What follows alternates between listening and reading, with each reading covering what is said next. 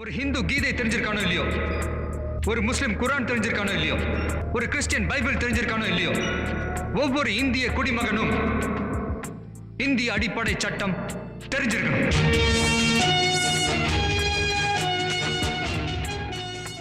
வணக்கம். சென்னை விருந்தினர் வழக்கங்க பேசுகிறேன். ரமேஷ் பேசுகிறேன். இந்த முறையும் பேசப்போது பார்த்திங்கன்னா முக்கியமான தலைப்பு. இதை பற்றின செய்திகள் செய்தித்தாள்களில், தொலைக்காட்சியில், டிவி சேனல்லாம் வந்திருக்கு. என்ன விஷயத்தை பற்றி பேச போகிறோன்னு பார்த்தீங்கன்னா, அண்மையில் தமிழ்நாடு அரசாங்கம் வாரிசு சர்டிஃபிகேட்டில் சில மாற்றங்கள்லாம் கொண்டு வந்துருக்குறாங்க. அப்படி என்னென்ன மாற்றங்கள் பார்த்திங்கன்னா, அதை பற்றி பேப்பர் செய்தி வந்திருக்கு. நான் அதை படிச்சிடறேன். என்னென்னு பாருங்கள். வாரிசு சான்றிதழ் பெறுவது தொடர்பாக அரசாணையில் திருமணமாகாத நபரின் 2ஆம் நிலை வாரிசுகள் தொடர்பான விதிமுறைகள் திருத்தம் செய்யப்பட்டுள்ளது. தமிழகத்தில் சொத்து வைத்துள்ள நபர்கள் இருந்தால் அவரது சொத்தை வாரிசுகள் பெற வாரிசு சான்றிதழ் வழங்கும். இதை வருவாய்த்துறைக்கு ஆன்லைனில் விண்ணப்பித்து பெறலாம். ஆன்லைன் முறையில் வாரிசு சான்றிதழ் வழங்கும் போது ஒரு நபரின் முதல் நிலை மற்றும் 2ஆம் நிலை வாரிசுகள் யார் என்பது குறித்து வரையறை தயாரிக்கப்பட்டது. இந்த விவரங்கள் அடங்கிய அரசாணையை 2022 வருவாய் மற்றும் பேரிடர் மேலாண்மை வெளியிட்டது. 2ஆம் நிலை வாரிசுகள் யார் என்பதற்கான வரையறையில் இந்து வாரிசு உரிமை சட்டத்தின் விதிமுறைகள் கணக்கில் கொள்ளப்படவில்லை என்ற புகார் இருந்தது.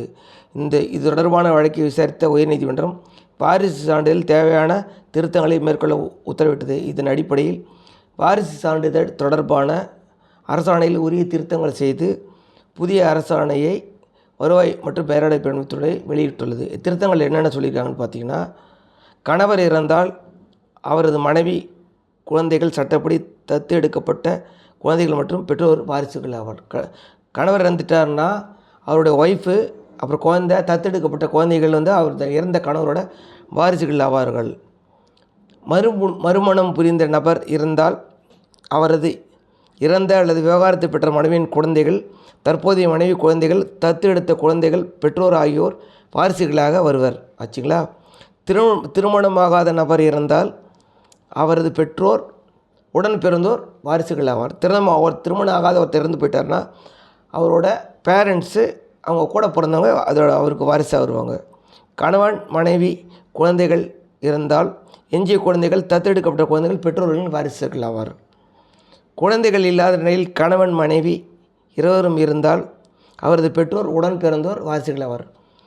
குழந்தை இல்லாத கணவன், மனைவி இறந்து போயிட்டாங்கன்னா அவங்க பெற்றோர் இல்லை கூட பிறந்தோம் அவருக்கு இறந்த நபர்களுக்கு வாரிசாவாங்க. இந்த வரையறையின் அடிப்படையில் வாரிசு ஏற்படலாம் அப்படின்னு சொல்லியிருக்கு. இந்த அரசாணை எப்போ வெளியிட்டிருக்காங்கன்னு பார்த்தீங்கன்னா, GOMS நம்பர் 110 வெளியிட்ட நாள் 13/3/2024.